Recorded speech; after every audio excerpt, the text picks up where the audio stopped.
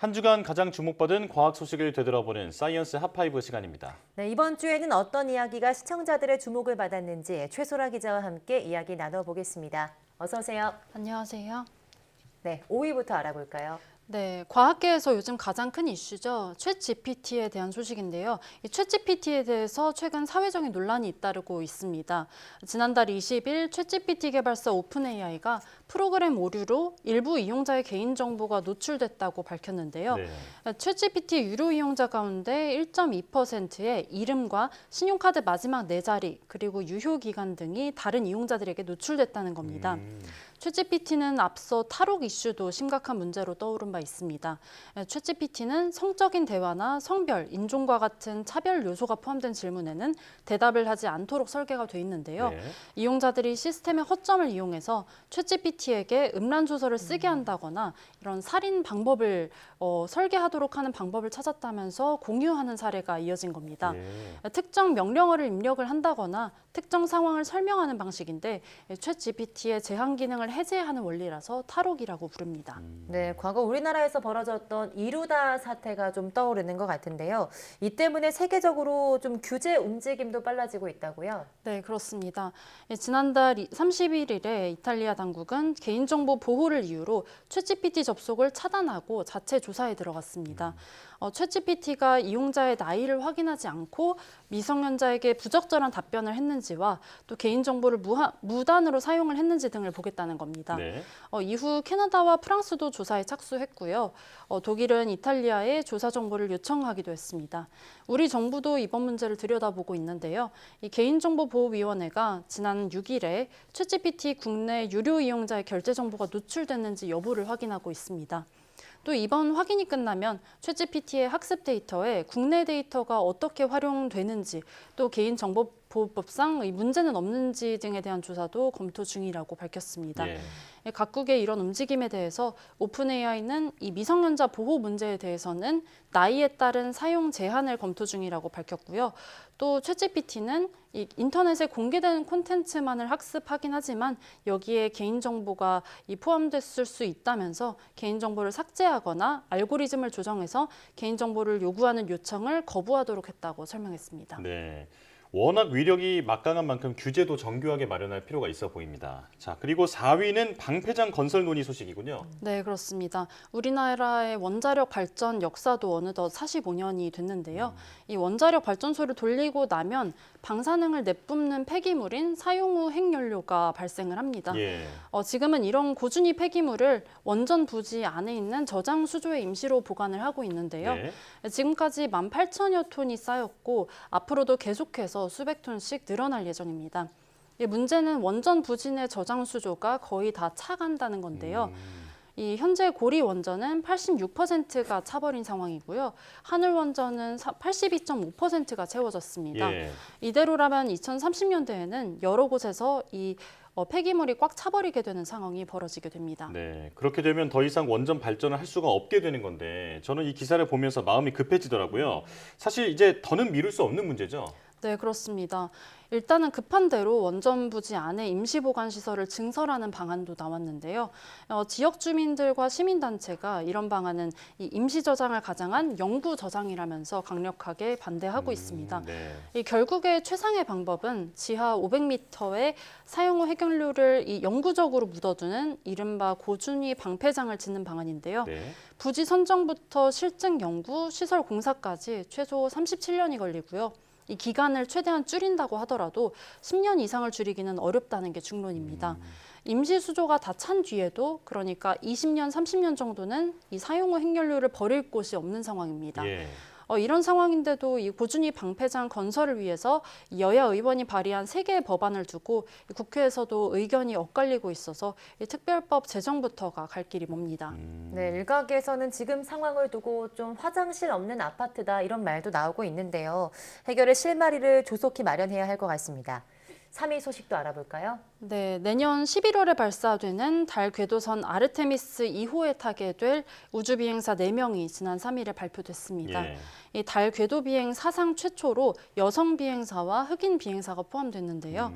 이 여성 비행사 크리스티나 코크는요, 국제 우주정거장에서 일하는 엔지니어로 최초로 우주 공간을 유영한 여성으로 기록된 인물이고요. 또 흑인인 빅터 글로버는 국제 우주정거장에 탑승을 했던 최초의 흑인으로 기록된 인물입니다. 네. 이 밖에 캐나다인인 제레미 한슨과 리드 와이즈먼 국제 우주정거장 엔지니어 이렇게 모두 4명이 내년 달 궤도 비행에 나서는 겁니다. 아르테미스 2호는 10일간 지구에서 40만 킬로미터 떨어진 곳까지 날아가서 달 궤도를 돌고서 지구로 돌아오는데요. 이 비행 기간 동안에는 앞으로의 유인 우주 비행에 필요한 기기들이 제대로 작동하는지를 확인할 예정입니다. 네. 이번 비행이 성공적으로 끝난다면 이 나사는 2025년에 아르테미스 3호를 발사해서 달에 사람을 착륙시킬 계획입니다. 예. 우주는 모두의 것이니까요. 의미 있는 소식이라는 생각이 드네요. 자, 이제 2위 소식 알아볼까요? 네, 3D 프린터로 인공뼈나 조직을 찍어내서 손상된 인체를 치료하는 연구가 활발한데요. 네. 아직 이 3D 프린터에 들어가야 하는 바이오 잉크를 개발하는 데 어려움이 있어서 이 기술은 상용화가 되지 못하고 있는 상황입니다. 이 바이오 잉크의 재료인 외부 세포가 인체에 부작용을 일으키기도 하고요. 또 잉크 모양을 잡아주기 위해 사용되는 각효제가 체내 독성을 일으킬 위험이 있어서 상용화되지 못하고 있는 건데요. 이 국내 연구진이 온도 조절만으로도 이 바이오 잉크가 안정적인 모양을 유지하도록 하는 기술을 개발했습니다. 이 온도를 조절한다는 게 어떤 특별한 조치를 해야 하는 게 아니라서요. 우리 체온에 닿으면은 자동으로 이 잉크가 단단해져서 문제가 해결된다는 겁니다. 연구팀은 이 잉크로 인공 조직을 프린트하면 다양한 모양의 조직을 만들 수 있고 또 모양도 단단하게 계속 유지가 됐다고 말했습니다. 또 바이오 잉크의 인체 면역 반응을 일으킬 수 있는 이런 외부 세포 등이 아닌 조직 재생을 돕는 성장 인자가 들어 있어서 재생 효과를 극대화할 수 있다는 게 연구진의 설명입니다. 네. 자, 그렇다면 이렇게 만든 인공 조직을 이용해서 그 손상된 부분을 복구하는 데도 성공했나요? 네, 그렇습니다. 연구진은 머리뼈가 손상된 쥐에게 이 잉크로 만든 지지체를 이식을 했는데요. 8주 만에 뼈가 정상 조직 수준으로 재생됐다고 밝혔습니다. 예. 또 인공조직은 조직 재생을 도운 뒤에 시간이 지나면 체내에서 분해가 되는 것으로 나타났습니다. 연구진은 바이오 잉크를 국내 벤처기업에 기술 이전해서 임상시험을 준비 중이라고 말했고요. 네. 빠르면 3년 안에 상용화될 수 있을 것으로 기대했습니다. 네, 골절이나 또 다양한 수술, 다양한 부분에 굉장히 많이 사용될 것 같은데요. 얼른 상용화가 좀 되었으면 좋겠습니다. 1위 소식도 알아봐야겠죠? 네, 혈액 단 10방울만으로 폐암과 위암 등 이 주요 6가지 암을 조기에 진단할 수 있는 기술이 주목을 받았습니다. P1cc를 얻어서 특정 물질을 분리해낸 다음에 빛을 통과시켰을 때 나오는 그래프를 인공지능이 분석을 하는 건데요. 네. 그렇게 하면 폐암과 췌장암, 그리고 유방암, 대장암, 위암, 간암 이렇게 6가지 암 여부를 가릴 수 있는 겁니다.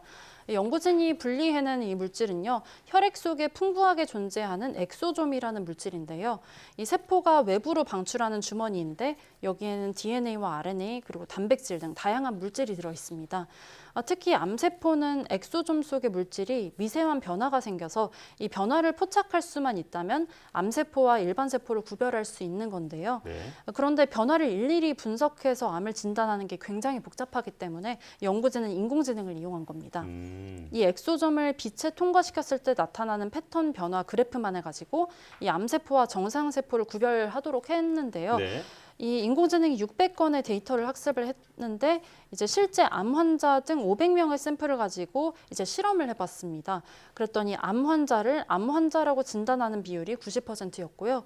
또 암이 아닌 사람을 정상인으로 판단하는 건 94%로 나와서 종합적인 정확도가 97%로 높았다고 밝혔습니다. 네. 이 암의 종류가 무엇인지를 판단하는 정확도도 90% 이상이라고 연구진은 말을 했습니다. 네, 이 소식을 듣고 피 몇 방울로 알아낼 수 있는 게 굉장히 우리가 생각했던 것보다 다양하구나라는 생각을 했는데요. 암이 조기 진단이 굉장히 중요한데 초기암 진단도 가능할까요? 네, 연구진은 1기와 2기 단계의 초기 암에서도 암 진단 민감도가 88%였고 또 이때 암 종류를 판별하는 정확도도 76%였다고 밝혔습니다. 연구진은 특히 췌장암의 경우 증상이 잘 나타나지 않고 이 초음파로도 암 발견이 어려워서 생존율이 낮은데 이번 기술을 이용하면 이 같은 암을 일찍 발견하는 데 도움이 될 것으로 봤습니다. 네. 또 기존에는 암 검진을 위해서 이 초음파나 CT, 조직 검사 등 다양한 검사를 해야만 발견할 수 있었는데요. 이 기술은 한 번에 여러 암을 확인할 수 있어서 편리하다고도 말했습니다.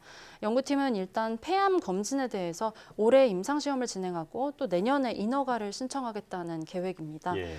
이 다른 암에 대해서도 순차로 인허가를 받고서 이 주요 암을 발견하는데 조기 발견하는데 활용되도록 하겠다고 말했습니다. 네.